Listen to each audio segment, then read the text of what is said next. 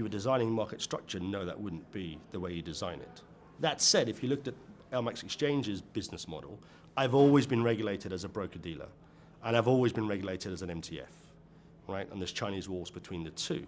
Now that broker-dealer always sits on client funds. I sit on $250 million of client funds today that transacts on the LMAX Exchange MTF.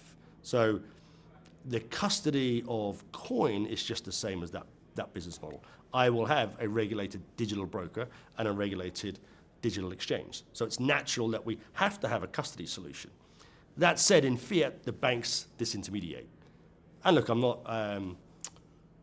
we wouldn't be too egotistical there. I'm very happy for banks to be there. They have their place. You know, you would naturally rather park $100 million with Goldman Sachs, Citibank, JP Morgan, other banks are available than LMAX, and I'm happy with that. So, but if you go on the other way, every efficient exchange out there in equities, in futures, also on clearinghouses.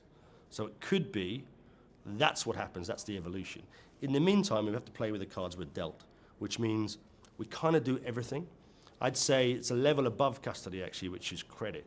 Credit is the biggest issue I see in the marketplace today, and it's not something necessarily that I can solve because I'm not going to have the balance sheet that lends that credit.